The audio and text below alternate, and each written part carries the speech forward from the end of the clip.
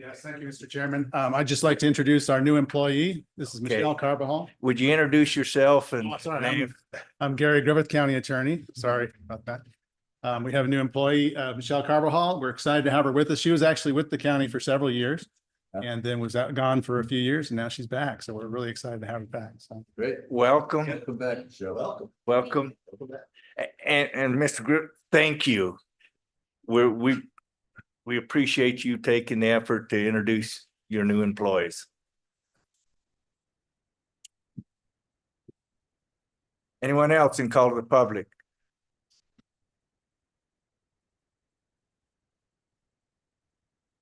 Being none, we'll go to agenda item 2. The Board of Supervisors will convene as the Board of Directors of the Greeley County Public Health Service District, and after the order of business, we'll reconvene as the Board of Supervisors following the consideration of these items. A, consent agenda. I so move that we approve the consent agenda as posted. I'll second that. We have a motion and a second. Is there any discussion? Hearing none, we'll proceed to vote. All those in favor of the motion, please indicate by saying aye. Aye. Motion passes. We are now convened as the Board of Supervisors, and the Board of Supervisors will convene as the Board of Directors of the Greeley County Flood Control District, and after the order of business, we'll reconvene as the Board of Supervisors. A, consent agenda. So move that we approve the consent agenda as posted. I'll second that. We have a motion and a second. Is there any discussion? Seeing none, we'll proceed to vote. All those in favor of the motion, please indicate by saying aye. Aye. Aye. Motion passes. We are now convened as the Board of Supervisors, and we will go to agenda item 4. We have with us Tori Cranford, Certified Business Analyst, Eastern Arizona College Small Business Development Center, representing Greeley County Small Businesses Businesswoman of the Year Committee. Welcome. Good morning, Mr. Chairman. Board of Supervisors. My name is Tori Cranford. I am a certified business analyst with Eastern Arizona College Small Business Development Center. With me, I have Tavia Rayleigh. She is our programs coordinator, and we're going to talk to you a little bit today about our Small Businesswoman of the Year for Greenlee County. Good morning. It's such a pleasure to be here. I'm Tavia. I'm with EAC's Small Business Development Center as a program coordinator. We serve small businesses in Graham, Greenlee, and Gila counties, and it is October. So we thank you for today officially acknowledging National Women's Small Business Month, which is October. We at Eastern Arizona College Small Business Development Center are truly honored to celebrate National Women's Small Business Month and to recognize the incredible contributions of women business owners in our community. We choose to hold our Small Business Woman of the Year award ceremony in October to align with this national celebration, highlighting the unique and inspiring journeys of women entrepreneurs. Women business owners face distinctive challenges. They balance the demands of raising families, serving their communities, and building sustainable businesses. Their resilience, creativity, compassion, and dedication are truly remarkable. These women not only contribute to the economic vitality of our region, but also enrich our civic and cultural life. By recognizing women business owners, we celebrate their achievements and acknowledge the hurdles they overcome. Their stories of perseverance and success inspire us all.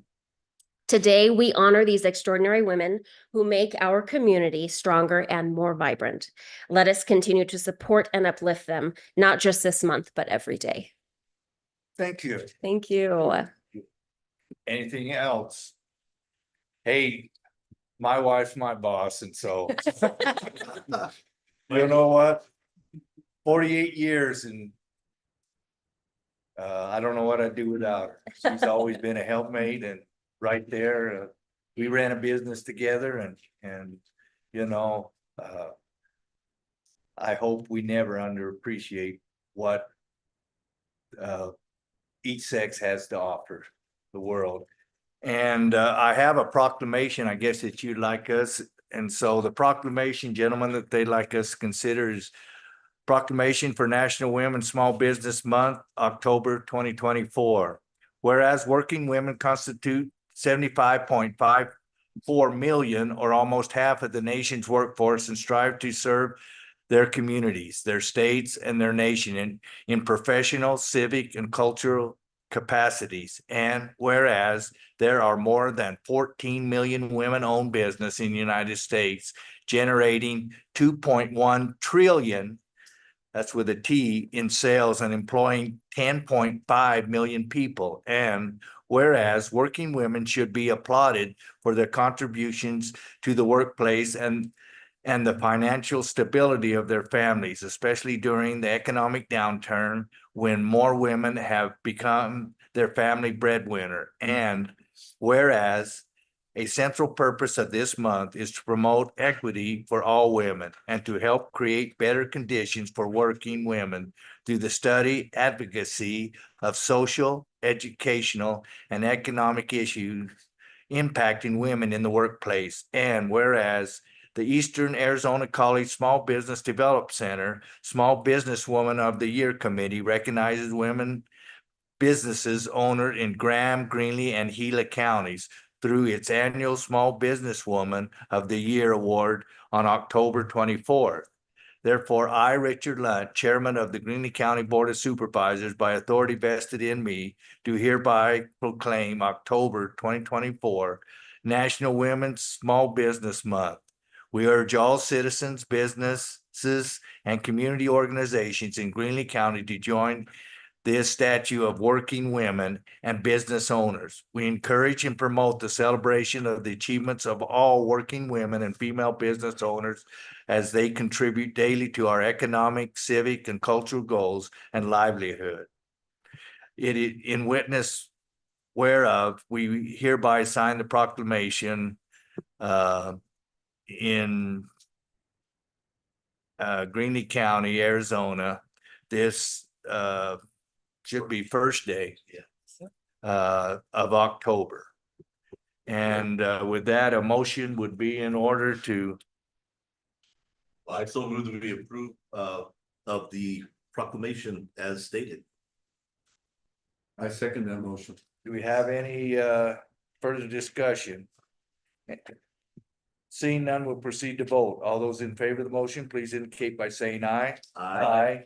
Motion passes. Do you want us to correct that to the first day? Thank you. Thank you. And thank you for what you do. Thank you for Thank you. being here today, and Pleasure. it means a lot. Just, And you know, on October 24th, we will be at Eastern Arizona College in the Activity Center. We'd love to invite you all to recognize you have 10 female-owned businesses, women. They're going to be recognized with their stories and their contributions to their communities. And they are just inspiring and amazing women They're from phenomenal. Greenlee County. That's So if We'd you love would, to have you there. if you'd love to join us, it would be a Thank great you. night. Thank you. Thank you. very much. Thank you very much. Okay, we'll go now to agenda item 5, Mr. Rapier. I believe we have Mr. Guzzo. He would like to speak after Oh, okay. discussion. Let me introduce the topic. We're familiar with this project. We've all been familiar with Modest Bluff. It's been up there for all of us to honor and admire for years. In an attempt to enhance that experience, the veterans, the Modest Bluff Veterans Group has acquired a helicopter, and their aim is to put it up there on the hill. And I think that would be, I mean, everyone agrees that'd be a wonderful addition. They've run into some problems in getting there. They need some additional funds, and they need to acquire some land from state land. They have been working diligently, and as Reed and David both mentioned, I mean, they've raised money, they've done all kinds of things to make this thing happen. But there's a couple areas where they just don't have the in-house expertise. And so they've asked for some assistance in applying for a grant. We've got a grant writer on staff that is very good at that, and they've asked for a little bit of assistance for applying for to purchase state land from the Arizona State Land Department. Again, we've got some in-house expertise. I appreciate Supervisor Gomez. His drive on this has been unmatched, and I appreciate that he wanted to put this in front of the board. It's one of those areas we don't hire people to cover the needs of every group or organization in our community. This is one where I think it would be difficult to argue the impact of veterans, and in particular the Cook-to-Morenci area, but Greenlee County top to bottom has been outstanding. This is a memorial that people come to visit. They come here just for that, and it is outstanding. It's a great addition to our community. So the question that I would ask the board to consider is for your approval for a very small in-kind donation of county employees' time, one to prepare a grant application and the other to prepare a land purchase application from Arizona State Land using our employees. So my recommendation to the board is that we do this, and that if these types of questions come up again, whether it be for the Veterans Memorial or anything else, that we bring it here. I don't want to get my staff into the habit of simply, becoming the staff for every group and organization. So it needs your blessing. And thank you again, Supervisor Gomez, for taking the lead on that and putting it before the board. So that's what I have before you. And thank you for putting it on the agenda. I feel it's a very important project for this community. Absolutely.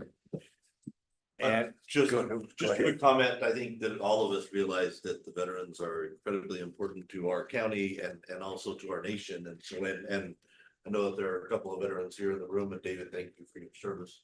But I think it's a great honor for those veterans. And if there's any way that we can help to get this done, I think it's absolutely imperative that we do that. And with that idea of those comments, a motion would be in order. Well, I move that we approve of the in-kind contribution to the Marshbrook Veterans Memorial project. And do we need to specify the two types of in-kind? Certainly, that's probably, if you would include by reference, that we will provide some grant writing support and state land acquisition support. So moved with additional comments. And there's a huge second for me. Okay, and is there any further discussion? If not, all those in favor of the motion, please indicate by saying aye. Aye. Aye. Motion passes, and Mr. Steve Guzzo, who is a veteran and has served in many capacities in this county. Mr. Guzzo, you have a request to speak? Thank you for your service, sir. Thank you very much, Board, for your consideration in this matter. Like, I'd just like to say that our organization, Modest Bluff, has served the community for over 50 years. We have been, it started in the early 70s with in-country Vietnam veterans. And our sole purpose is, of course, to serve our community in some capacity or other. And our main purpose for this helicopter, it is a Vietnam veteran helicopter. It served in Vietnam from 66 to 71. And by placing this helicopter on the bluff, it is a symbol of freedom. It is a symbol of hope. And this will inspire veterans from the past and to the future. There's over 2,000 dog tags on the cables, and it honors all veterans of all wars, of all conflicts. Our purpose is to give recognition to all veterans of all wars, all conflicts, from all branches, whether living or deceased. It is the only memorial of its kind. It stems over a half-mile long. It is on a mountain.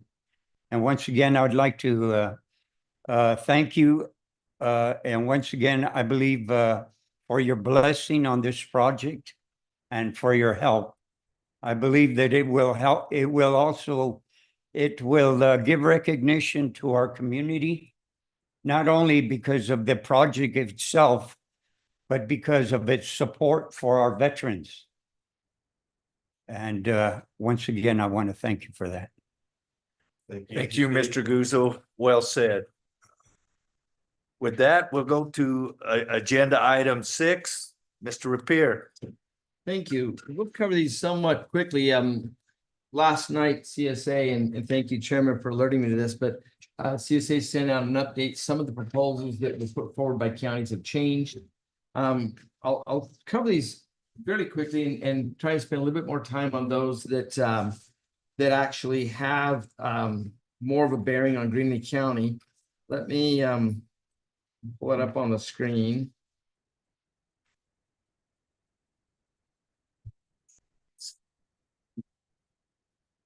Okay.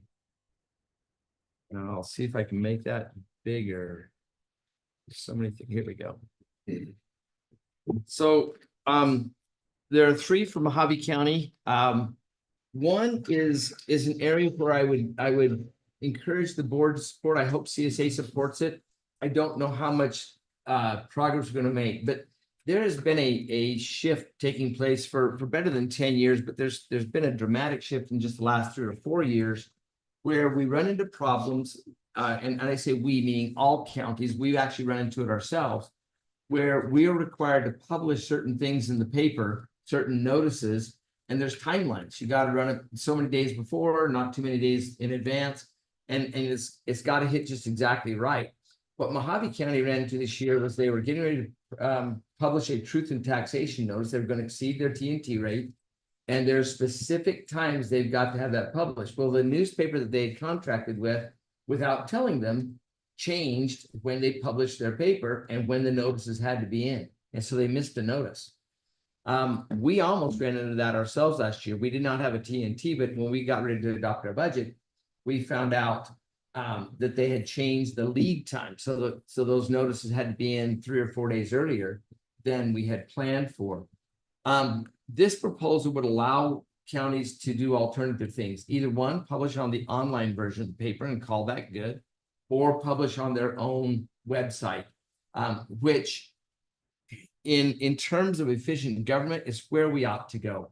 I can tell you that overwhelmingly, our young people who will be our employees, who we will serve over the next generation, decades, are not going to physical newspapers to get their information.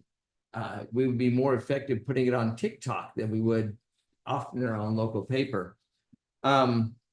This is simply trying to explore ways to allow the government to meet its obligations of notice without being hampered by a newspaper industry that is trying desperately to adapt to a non-newspaper society. And so this will likely get some pushback from the papers, although the papers have been contacted and they felt like they could support something that, if you just have to, you could publish on their. They're not in favor of counties publishing on their own website, but they were in favor of allowing us to publish electronically as opposed to physical papers. Eric, this has been brought several years, and it's like you say, the newspaper, when it hits the legislators, they have a great lobby in it. And so far, they've just chipped away at it, but it's still correct. Now, there's a couple of dynamics that are different this year. And the one, of course, is we don't know who's going to be in control of the legislature. There's a very good chance it could be split. The Senate right now, I think most bets are that there'll be a 15-15 tie, and the House will be no more than one vote one way or the other. But there's a chance it could be split. That environment creates different opportunities than when you have one party, as we did for the last 2 years, one party, but also one segment of the party that really kind of ran the place.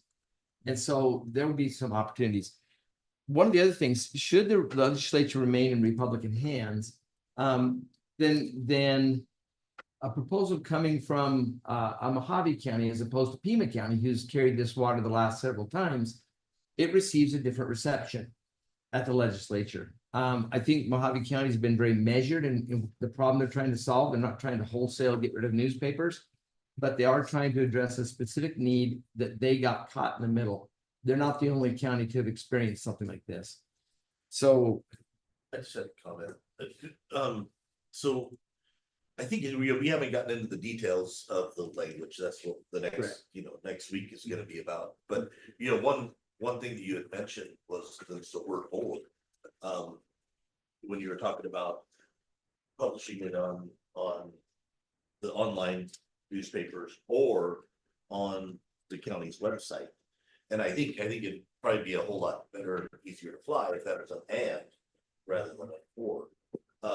And do you know, as far as the language, is it "or"? Is that what they're pushing to do one or the other? at this point, it's more conceptual than actual hard language. Okay. They've suggested a couple of soft solutions to the problem. One is electronic publishing on the newspaper site, one is publishing on the county site. I think if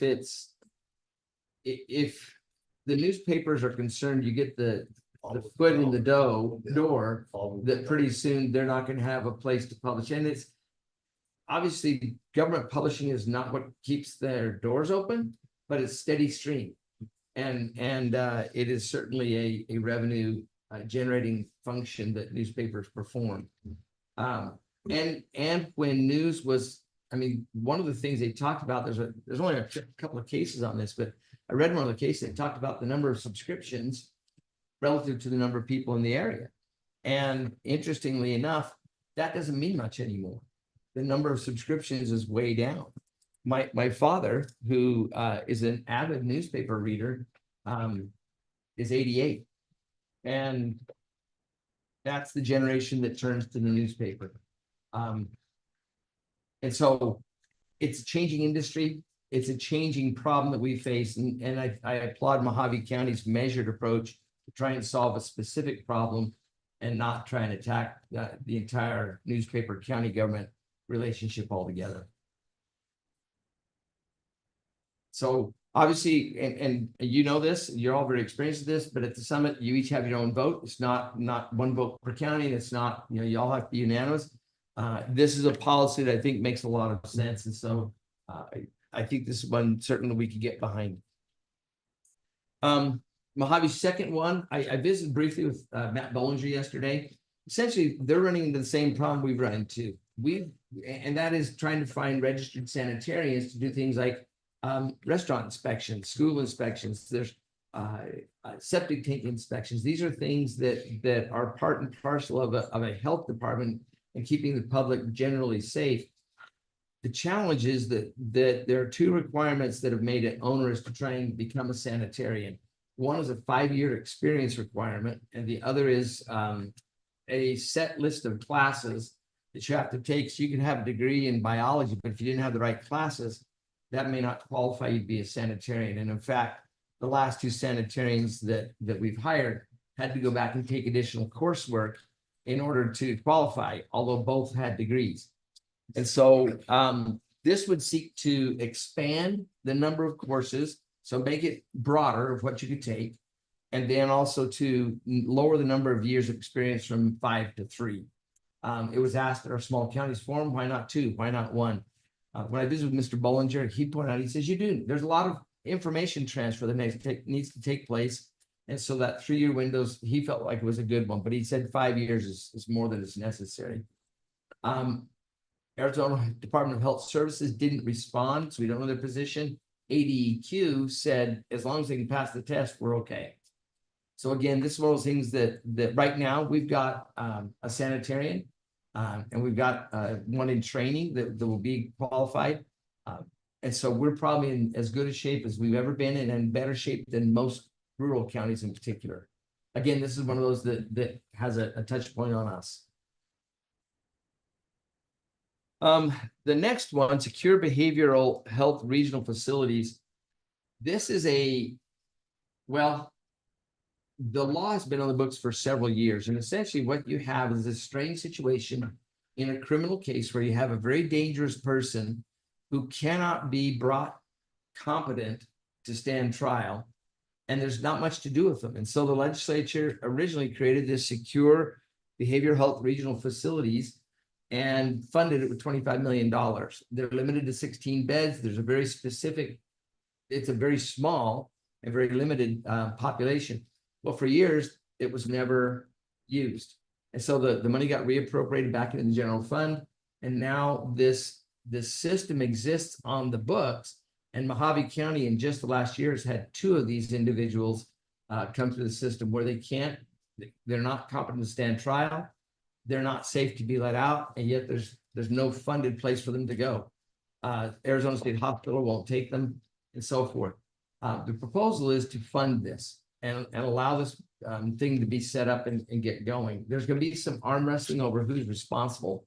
Arizona State Hospital does not want the responsibility. And it's, like I say, it's such a rare thing that, and in this case, I believe one of the cases is a capital case. He's already, killed somebody. So, the worry is that they cannot find a place to put these individuals. They'll simply be released onto the street. And so that's Mojave County's urgency here. Does it hit Greenlee County? Good. Probably not, but could it? It could. It hit Graham County in a similar, not exactly the same, but similar situation just last year. And they spent, I think, a couple $100,000 housing a person until they could find an alternative placement. We are not equipped, nor is Graham County's jail equipped to handle this type of a person. So this becomes more a fiscal issue than a policy issue because the policy is already on the books, and it's a matter of funding it. It would be interesting to see once again how our legislature looks to see how this is received. Yuma County has put forward two proposals. The first, the waste tire distribution. The original proposal was to revamp how the money is distributed. So every time, I'm sure you've seen it, when you buy a tire, you pay a fee to dispose of the tire. And then every county gets some of this money distributed based on how many registered cars there are in the county. And then we have to dispose of our tires. We actually have a contract like everyone does, but the only supplier in the state that takes these off our hands and does something with them. For some reason, there's been a buildup along the river counties, Mojave, Yuma, and La Paz. Their prices are higher and their backlog is higher. In any event, Yuma changed, they withdrawn the proposal for legislative fix in favor of simply having the CSA do a more thorough research study of it, which was going to be my recommendation to you, is that we push for that, because there are, just looking at the numbers that were put out by Yuma County, there's some things that don't necessarily make sense. And it's without better understanding, if you don't know the problem, it's hard to come up with a solution. So hats off to Yuma County for saying, let's understand the problem, and then CSA would generate a report that could then be the basis either of legislation or some other solution. Their second one is also a resolution. Yuma County is running into the same problem that everyone is around the state, and that is there's not enough houses for the people who want to be here. Yuma County has, I say somewhat unique, because they're not the only county that faces this, but their problem is somewhat unique to them, just like ours is unique to us. And that is that in particular, as people move to the Yuma County area, not surprisingly, those on the lower end of the economic ladder get squeezed out of housing. And it's happening in Yuma. They by nature, their economy, they have an agricultural-based economy, and then, for lack of a better word, a snowbird-based economy, both of which require a large number of a large labor base that is often unskilled and to do those kinds of jobs. As a result, you've got this housing gap. Yuma County's recognized it, but it's being recognized all around the state. You may have read in the last couple of weeks, the state allowed cities to create casitas and other ways to create more housing. Scottsdale promptly then passed planning and zoning and says, not in our backyard. And they pretty much wiped out the entire town except these little tiny fringes.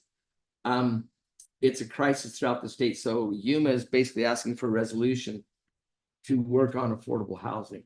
I think it's something we can get behind. One of what we're pushing the rock uphill about is that there's economics involved, and you have more people who want a home than there are homes to be had, whether those be rentals, mobile homes, apartments, or to purchase. So Yuma County is asking CSA to resolve to get these parties to work together. Pima County, they have three as well. Their first one is another way at sort of recognizing the reality of how people get their information. They've actually pulled this as a legislative fix and in favor of, they want to continue to work with the newspapers. Their situation is a little different than Mojave County's. Here, they're focusing on bid notices. So when they need to go out and buy dump trucks or office furniture, whatever it is, they, like us, go through a bidding process, and their thresholds are a little different than ours. That can happen in counties, but in short, at some point or another, we all have to go out to bid for something. And those have to go out in the newspaper. And again, they're running into publishing issues, but I think they're also recognizing that it's just not a very effective way to get stuff out. So the original proposal was to allow counties to send electronic notices to qualified registered bidders. So if we knew there was somebody's interested, we could send them electronically and then also publish on their own website. I think once you build a website that says, look, this is where you come and bid, people will migrate there pretty quickly. The newspapers have not been as friendly to this. And so Pima County is basically saying, we'll back off and focus on this dialogue with the newspapers. I don't know how much traction they're going to get. As Chairman pointed out, this issue in one way or another, nibbling at the edges. There was, for example, last year and the year before, an attempt to simply say, we will publish in the paper that, whatever you're going to do, and then either publish a QR code or a website where you can say, for further details, go here, which would save a lot of money. Doesn't address the timing problem, but at least those ideas are out there. But they're steadfastly, rebuked by the Arizona Newspaper Association. Would they just combine this into the first one? I mean, they're different, but they're similar. It's the same problem. Yeah. They're defined a little bit differently, and I think Mojave County's is going to get a better reception because it's a timing issue, not a change of industry issue. Pima County's framed it as, look, no one reads your stuff anymore. Let them come to our website. I'm not sure that's the best way to frame the issue. Yeah, but if you could gently word that first one to include some of the other ones that Pima's having. It depends on who's asking as well. So, Sometimes who's asking changes the reception. It does. The problem is just thorny enough and frustrating enough that at least once a year when we're doing our budgets, I ask myself, I think Greenlee County should become its own official newspaper. We could send out something, and I don't know. It's just, and I don't blame the papers. They're working with fewer and fewer staff, and I think that the notices or the change of deadlines we've experienced are likely due to staff, deficiencies. You got so much to do, and you only got so many people to do it, and so they're asking for more lead time, which we can generally plan around. But you've noticed in the last couple of years, we've been moving our dates further and further up the calendar, primarily to make sure we can hit that publishing date in between the tentative and final budget. But these are frustrating things to try and deal with. And Ron, the first one, there's still going to be money exchanged. The second one, they're asking, hey, we none at all. None at all. And they're very strong. Yeah. The newspaper lobbyists. That's why I say sometimes it's how you ask and what you ask. And if you're able to sneak some of the language that would assist, Pima, but in the manner that Mojave is presenting it, then maybe they could, we could have that discussion. And different attorneys. Well, and I'm it's sure that's what we talked about. it's a sort of a battle of the bulge that's measured in inches, not miles. And some of this it's sort of like if you were in the 1940s and you just demanded that we all buy buggies. Cars were well underway by then. We're in a similar situation. It's happened quicker, but the world has turned digital, and it's going to become more and more and more so, more and more rapid. There was some statistics in, I think it was the Mojave County stuff, that about 50% of the 40 largest newspapers, or maybe 70 largest newspapers in the country, are no longer dailies. They're either a few times a week or 6 days a week, but they're not 7 days a week. If that doesn't scream where the industry is going, I don't know what does. The second one is fire insurance affordability resolution. Again, this is just a resolution. Again, it's a bit of pushing a rock uphill on this one. Essentially, they've got two communities, Catalina and Summerhaven up on Mount Lemmon, that their residents are finding it either impossible or not cost affordable to get fire insurance. Pima County has provided some analysis that suggests that insurance companies are simply not willing to, they're playing hardball. sitting as a trustee on our own or our own liability insurance pool, we call that the hardening of the market. What happens is the insurance companies start losing money because there's disasters all over. Hurricane Helene is going to have shockwaves through the insurance world for years because of the amount of claims that they're going to pay. There's entire cities that are no longer there. So the uphill push here is that you've got an insurance industry that says you've got homes right in the middle of forest and you've got 20 years of drought. Something's going to burn. How much will it cost us to replace that home? And so it's a bit of an economics question. And so we have obviously wildfire interface places. And I'm not aware, perhaps you are, that our constituents are raising this issue. My recommendation is we let those counties where their constituents are really upset sort of take the lead. But I don't know that this is something that counties are going to be the real player in this. I don't know if the insurance company is going to take a lot of notice of a resolution from CSA that says charge us more fair rates so we can pay them.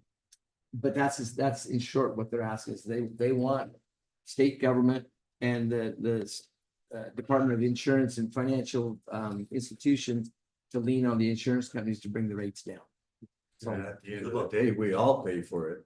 Yeah. we do. We do. And unless the insurance industry says, I won't insure your place because you live in the middle of a forest that's going to burn. And then they cut their rates, and those who don't live in the forest pay less, and those who live in the forest don't get insurance. And that's kind of the crisis that they're facing. And then they go to legislature and say, hey, we live in a forest. Why aren't we insured? That's There's pressure put on. the resolution, is to put pressure on the legislature and the agency to address it. It's not unique to Arizona. There are wildfires everywhere. A friend of mine was off yesterday to what he thought would be his last firefight of the season, but we'll see. With it being 112 today in Phoenix, who knows?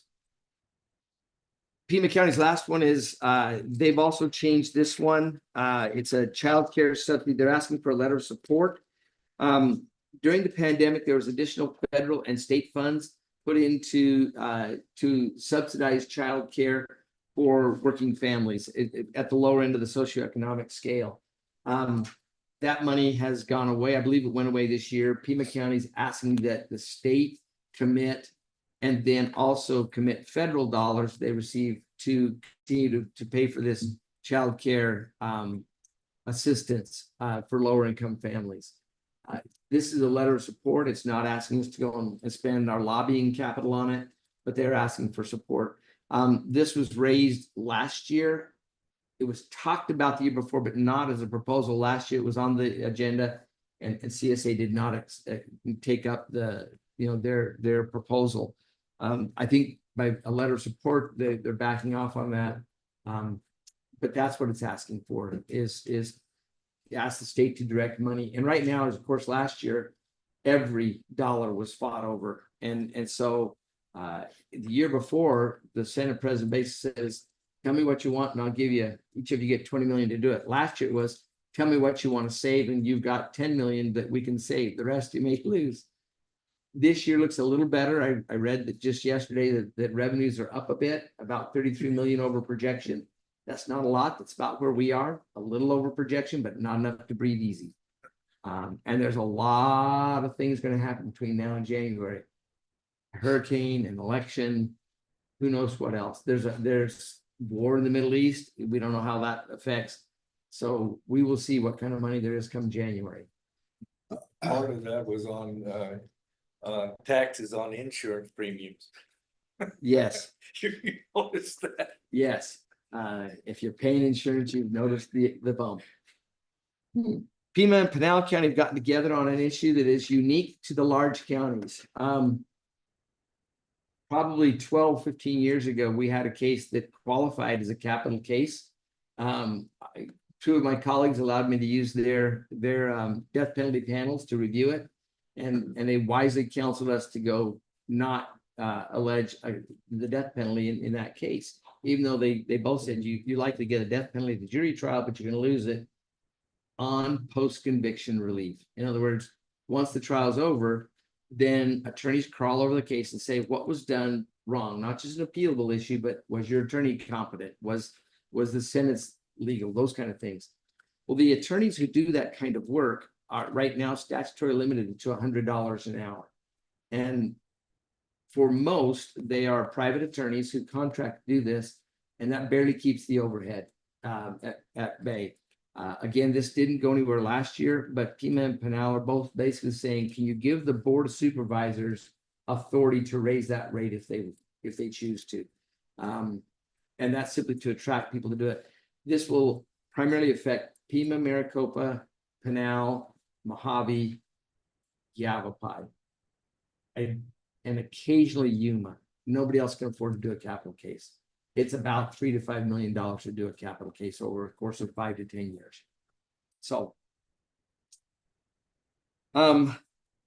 Yavapai County, of course, has changed theirs. They had the original discussion that we heard last week, or the week before, was about controlling rents in mobile home parks. Essentially, people buy a mobile home, they own the home, and then they move into a park, and the park owner charges them rent to stay there.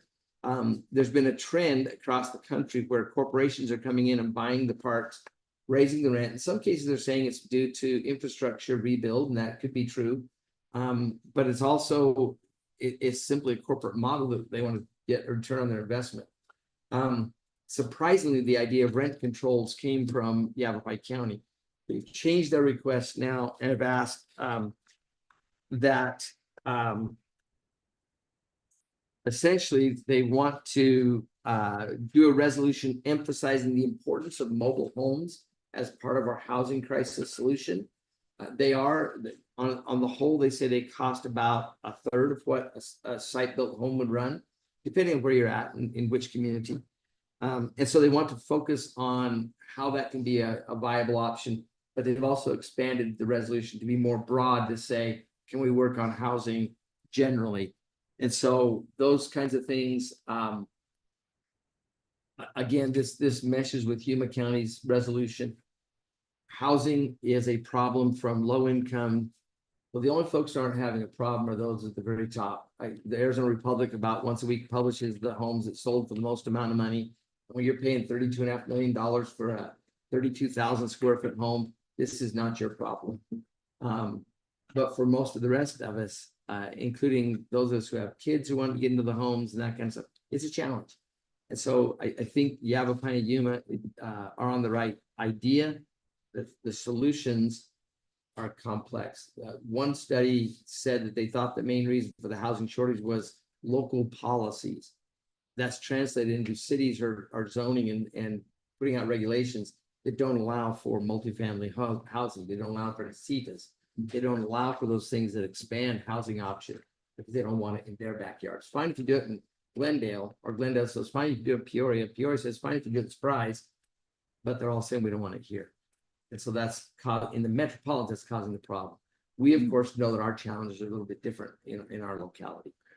Well, I felt like the original proposal that Yavapai, it's just bad public policy. I don't want to set the market.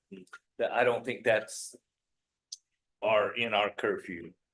One of the things they had done, and this was a twist even before the latest twist, was that they'd shifted from rent control authority to essentially making the Housing Affordability Trust Fund available to mobile homeowners that otherwise would qualify, essentially to subsidize their park space rental if it rises quickly. That was undefined, but essentially it'd be the same thing. You wouldn't do rent control. You would essentially subsidize it with state government funds. But they pulled that back in favor of a resolution. The last proposal is from Graham County. It is an innovative way of looking at a problem we've all recognized for a long time. If you drive down to Phoenix, you'll find that most of those roads are in pretty good shape. They're working on them all the time, but they're in pretty good shape. The further you get from the center of the state, the worse the roads get. Our county roads are in remarkably good shape. Because as we've often talked about, to maintain is cheaper than to rebuild. Our state roads are getting some attention right now. But I took a trip to attend a meeting last spring up in Alpine and looped around through the Sholo area and those roads are horrific. They're terrible. And I understand from our colleagues up, for example, in the Navajo Nation, they're worse up there. So Grant County's proposal would be to say, take the transaction privilege tax, the sales tax, and take the state share of it, siphon off a little bit of that money and put it into the HERF fund, which is then distributed through a whole nother formula. It's a bit of a hither, thither, and yon way of getting at the same approach. We need to fund infrastructure. We need to fund transportation. I wonder if this is not very well, this isn't disguised. You're basically taking money out of state coffers and funneling it in a sort of offhand sort of way to counties and cities and whoever else gets HERF money. But it's a shift of revenue nonetheless. And I don't see that receiving a good reception no matter who's in the legislature right now. There have been more direct ways to try and address this. One was through a fuel tax. That actually may get some legs if control of the legislature were to change. Our transportation fuel tax hasn't changed since 93 or 98. And so that's one area that might be looked at. But this one, I appreciate Supervisor David's approach. He knows more than most because he worked with ADOT for the longest time. He knows more than most the problems we face on our infrastructure, on transportation. We could support it. I don't see this going very far in the legislature. I'm just curious if you take state funds, transfer them to HERF, make it the county's responsibility, right? The county gets the money to maintain those roads. Then the transfer of ownership of those roads, would the state then say, well, now it's a county road, you're getting the money for it, so we don't have to do anything. You've touched on something that I was going to touch on as well, and that is the unintended consequences of an idea like this. Yeah. Yes, the state has 1,000 ways to shuffle costs to the counties. Some are very direct, most are very subtle. But there's 1,000 ways to say, yeah, well, okay, it's yours now. Yeah. I think Supervisor David was hoping that money would filter down and you could then use it to repair county roads. Right. So it'd be county money, county roads. You might have a whole lot more. But county you might roads. find yourself more miles of roads. Another one is, and we've come up against this in the severance tax issue. Ever so often, Pinal County was the latest to do it. They want to go back and open up that formula. And what we recognized 30 years ago is you open up that formula, and it will get picked over and changed till we end up with less. Well, how long will it take before you start shifting the streams out of the transaction privilege tax before next thing you say, oh yeah, we'll shift some, we'll take your TPT tax, the shared sales tax revenue, and we'll throw it into HERF. Then you'll actually lose on the net. Yeah, they'll There's start a- sweeping, Yeah. Well, balance themselves out, yeah. and the HERF has a population factor in there, and the smaller counties with low population, they'll take it even a bigger hit. We, for example, could double our population and still not grow it at a, our population would still put us at disadvantage to Maricopa. They grow a Greenlee County about every 6 months. And so maybe even less. But yeah, I think the biggest concern with this proposal is the unintended consequences. You interject this idea and then pretty soon it gets twisted and turned around, and next thing you know, it doesn't look like what you proposed, but we're left with less money and more begging. More roads. And more roads potentially. So I applaud Supervisor David's efforts. I know where his heart's at, what he's trying to do, but this one spooks me a bit. We could end up worse than we are. And for us in particular, our county roads are in good shape. We have complaints about our state roads, but even those are being addressed. So. Yeah, and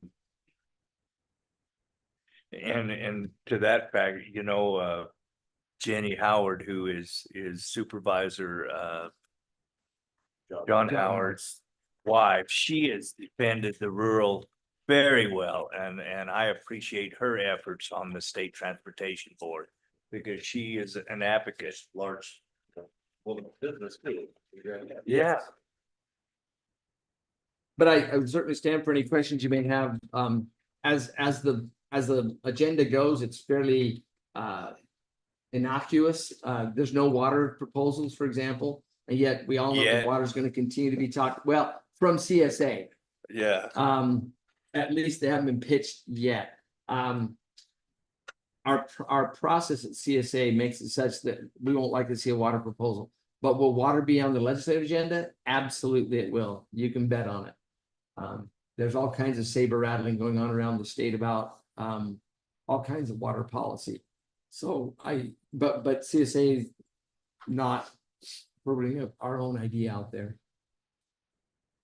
Any questions, gentlemen? No. Nope. Derek, thank you very, very much. Appreciate that. And next week we'll I'm sure there'll be quite a bit of discussion. I appreciate too, every year there's proposals and I know they've reached out to me on some of these and I've given them my feedback and I love that some of the other counties, when they realize there's not going to be an appetite for what they do and they sort of pull it back. And that's good statesmanship in my opinion.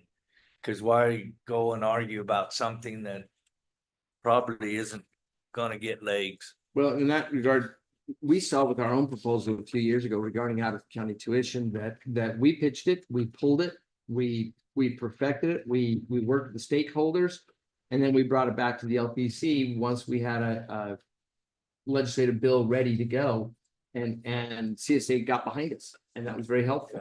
But we needed to pitch the idea, develop the idea, polish it, and then ask for their support.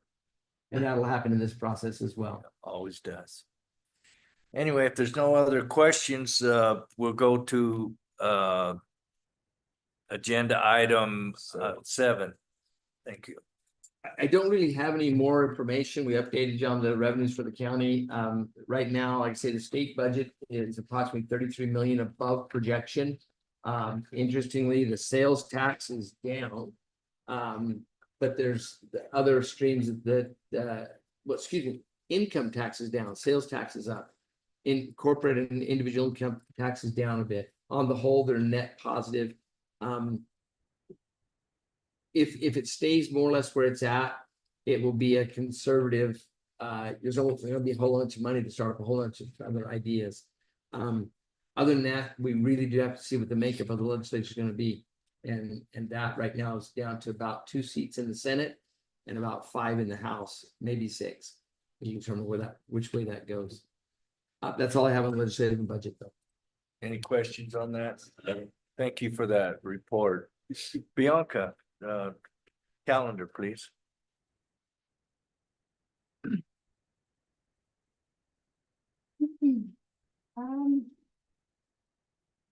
This week, going into next Friday, the 11th, Morenci is in their fall intersection and fall break. Tomorrow is our LMA testing for the elections. SEGO on the 3rd.